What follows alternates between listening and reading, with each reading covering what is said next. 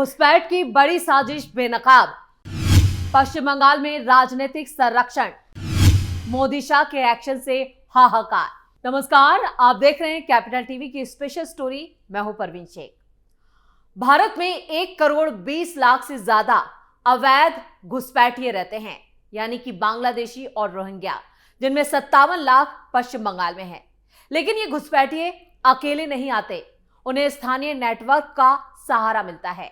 इसके साथ ही राजनीतिक संरक्षण में ये फलते फूलते हैं। पश्चिम बंगाल, असम और बिहार की सीमाओं पर घुसपैठ का मुद्दा भारत की आंतरिक सुरक्षा और जनसांख्यिकी संतुलन के लिए एक गंभीर चुनौती बन चुका है। 2025 में यह समस्या और बढ़ चुकी है, जब बांग्लादेश से अवैध घुसपैठियों की संख्या में भारी उछाल दर्ज किया गया है। आधिकारिक आंकड़ों के मुताबिक जनवरी से अक्टूबर 2025 तक सीमा सुरक्षा बल यानी बीएसएफ ने 3,500 से ज्यादा घुसपैठियों को धर दबोचा, जो 2024 की तुलना में 3 गुना ज्यादा है। लेकिन सवाल यह नहीं है कि घुसपैठ हो रही है, इसमें कोई शक नहीं। असली सवाल यह है कि ये घुसपैठिए भारत की सीमा पार करने के बाद कहां छिपते हैं। इन घुसपैठियों को कौन संरक्षण देता है, कौन उनका लोकल गार्जियन बनकर दस्तावेज जुटाता है, नौकरियां दिलाता है और वोट बैंक में तब्दील करता है। आज की इस स्टोरी में हम समस्या की जड़ तक जाएंगे, ऐतिहासिक संदर्भों को खंगालेंगे और उन राजनीतिक ताकतों का पर्दाफाश करेंगे जो दशकों से इस घुसपैठ को बढ़ावा दे रही है। भारत बांग्लादेश सीमा की कुल लंबाई 4,096 किलोमीटर है, जो पश्चिम बंगाल की 2,217 किलोमीटर और असम की 262 किलोमीटर और मेघालय की 878 किलोमीटर, त्रिपुरा की 856 किलोमीटर और मिजोरम की 318 किलोमीटर से गुजरती है। बिहार की सीमा सीधे बांग्लादेश से नहीं लगती, लेकिन नेपाल के रास्ते अवैध घुसपैठियों का जो आना जाना है, यहां सबसे ज्यादा महसूस किया जाता है। 2025 में बांग्लादेश में राजनीतिक अस्थिरता यानी शेख हसीना सरकार के तख्ता पलट के बाद ने घुसपैठ को और बढ़ावा दिया। असम के मुख्यमंत्री हिमंता बिस्व शर्मा के मुताबिक अगस्त 2024 से जनवरी 2025 तक 1,000 से ज्यादा अवैध घुसपैठियों को पकड़कर वापस भेजा गया। मई 2025 में ऑपरेशन सिंदूर के तहत 2,000 से ज्यादा संदिग्धों को हिरासत में लिया गया और बांग्लादेश बॉर्डर पर भेजा गया।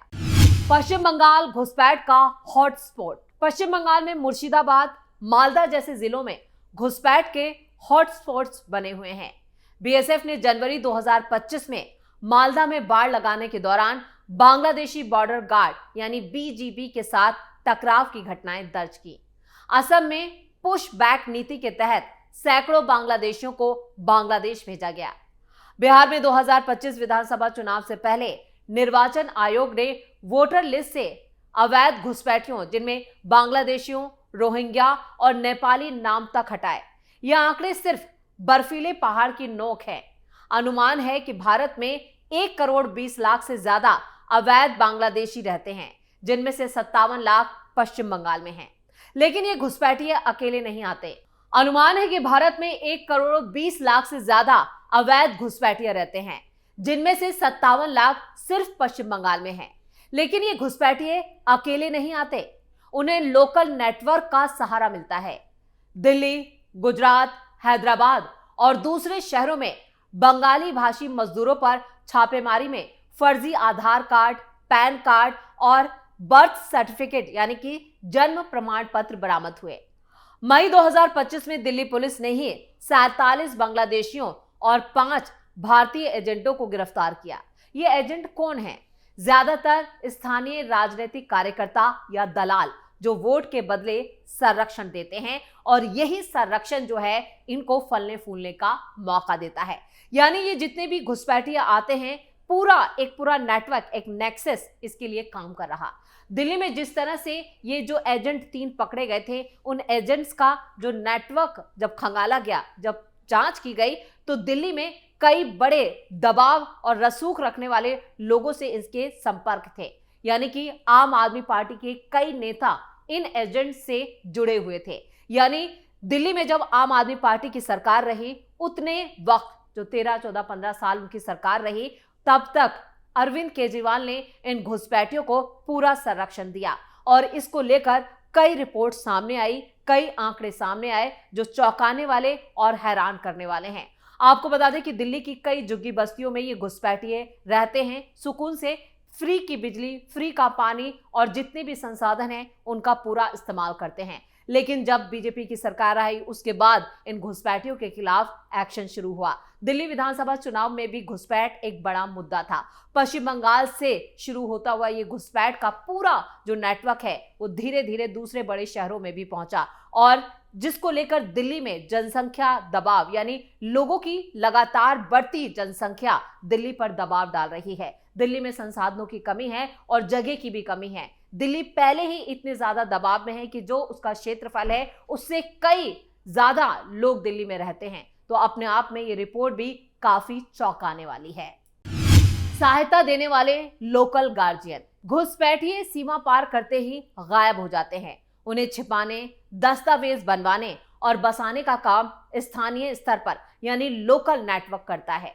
असम में हिमंता बिस्व शर्मा ने जुलाई 2025 में एक्स यानी पूर्व ट्विटर पर एक चेतावनी दी थी। मुस्लिम घुसपैठ से जनसंख्या की बदलाव हो रहा है, यदि डेमोग्राफी बदल रही है। पश्चिम बंगाल में तृणमूल कांग्रेस सरकार पर आरोप है कि वो सीमा पार बाड़ लगाने के लिए केंद्र को जमीन नहीं दे रही। कुछ सामाजिक संगठनों का दावा है कि घुसपैठ सिर्फ उन राज्यों में हो रही है जहां बीजेपी सत्ता से बाहर है। ये गार्जियन कौन है? रिपोर्ट्स बताती है कि वो स्थानीय मुस्लिम प्रभावशाली लोग, दलाल और राजनीतिक कार्यकर्ता हैं। आपको बता दें कि जयपुर, बेंगलुरु, चेन्नई और गुवाहाटी में एनआईए ने 44 मानव तस्करों को गिरफ्तार किया, जिनके पास से 200 फर्जी आधार कार्ड मिले थे। हैदराबाद में ही 7,200 रोहिंग्या घुसपैठिए छिपे हैं।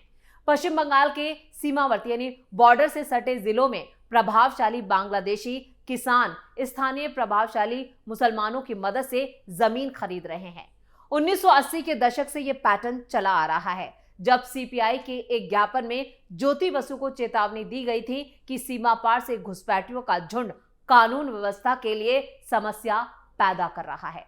तो आप अंदाजा लगाइए कि यह समस्या कितनी पुरानी है। 1980 से पहले से घुसपैठिए लगातार भारत में दाखिल होते रहे और उन्हें राजनीतिक संरक्षण मिलता रहा, वो फलते फूलते रहे और बहुत तेजी से अब इनकी डेमोग्राफी बदल रही है। यानी कुछ प्रभावशाली मुस्लिम्स भी इसमें शामिल हैं, जो नेता हैं, बड़े अधिकारी हैं और कई सरकारी अधिकारियों का भी एक पूरा नेटवर्क इस काम में जुटा हुआ है। ज्योति बसु और सीपीएम की विरासत। पश्चिम बंगाल में घुसपैठ की जड़ें 1977 में ज्योति बसु की सीपीएम सरकार से जुड़ी हैं। बंगाल के लोग ही बताते हैं कि ज्योति बाबू की सरकार घुसपैठियों के दम पर चली। 1977 से 2011 तक 34 सालों तक चले लेफ्ट फ्रंट शासन में अवैध घुसपैठियों को अनदेखा किया गया।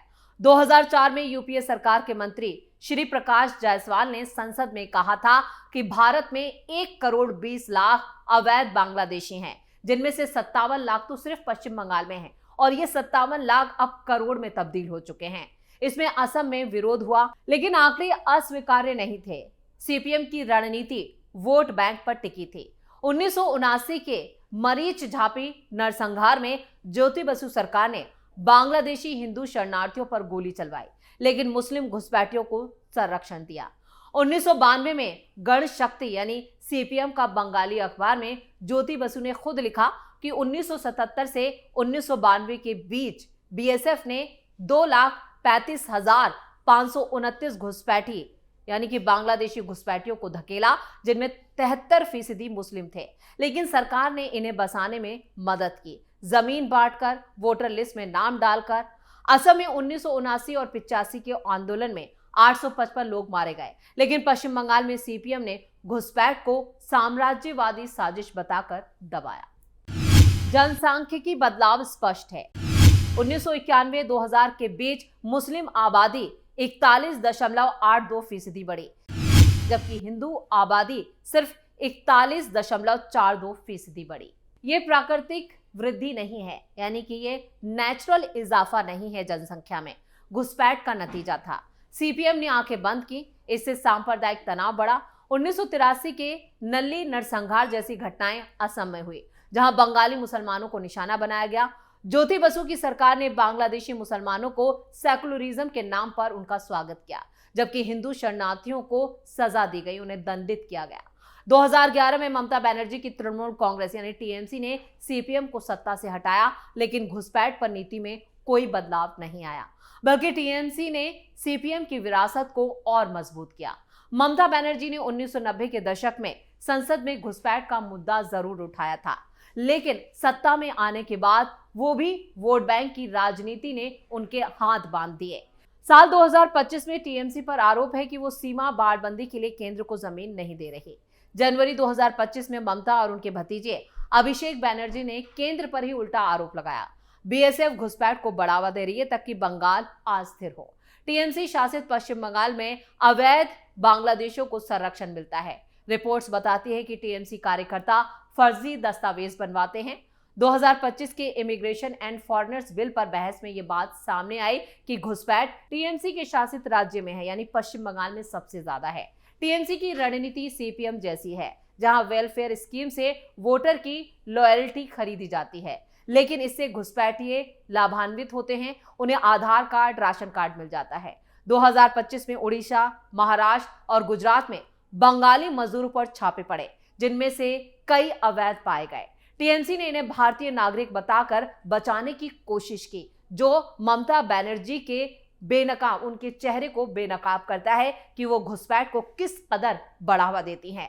अभी हाल फिलहाल में ही महाराष्ट्र से जिन बांग्लादेशियों को बॉर्डर पर छोड़ा गया, फडणवीस सरकार पर ममता बनर्जी हमलावर हो गई थी। उन्होंने सीएम फडणवीस पर ना जाने कितने आरोप लगाए और ये भी कहा कि बंगाली भाषियों को निशाने पर लिया जा रहा है। यानी ये भी एक सोची समझी साजिश है ममता बनर्जी की। ममता बनर्जी हर बार अपनी पैतरेबाजी, रणनीति, अपनी चालों से, यानी कि पॉलिटिकली वो इतनी ज्यादा श्रूड है कि वो बीजेपी पर हर बार घुसपैठ को लेकर हमलावर हो जाती हैं।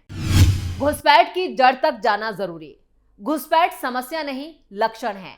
जड़ वो राजनीतिक दल हैं जो वोट के लिए सीमा की रक्षा भूल गए हैं। ज्योति बसु की सीपीएम ने आधार रखा, टीएमसी ने उसे मजबूत किया और 2025 के इमिग्रेशन बिल ने केंद्र को मजबूत शक्तियां दी, लेकिन राज्य सरकारों का सहयोग इसके बावजूद जरूरी था। बिना राजनीतिक इच्छा शक्ति के घुसपैठ की समस्या नहीं सुलझ सकती।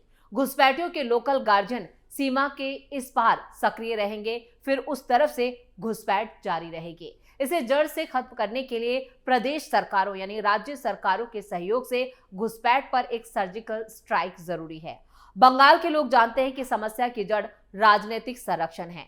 समय है कि इसे सबक के सामने लाया जाए ताकि भारत की सीमाएं सुरक्षित हों और जो डेमोग्राफी, जो संतुलन है वो बरकरार रहे। जिस तरह से डेमोग्राफी बदली जा रही है, जनसांख्यिकी संतुलन भी बरकरार रखना जरूरी है। इसलिए घुसपैठ पर रोक लगानी बेहद जरूरी है और ये एनडीए सरकार की पहली प्रायोरिटी भी होनी चाहिए।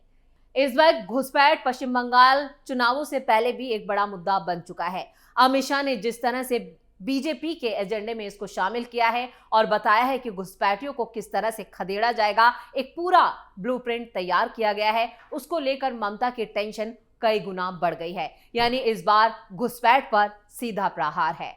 तो इसी के साथ स्पेशल स्टोरी में इतना ही। वीडियो कैसा लगा कमेंट करके अपनी राय जरूर दें। वीडियो को लाइक करें, शेयर करें और कैपिटल टीवी को सब्सक्राइब जरूर करें। धन्यवाद।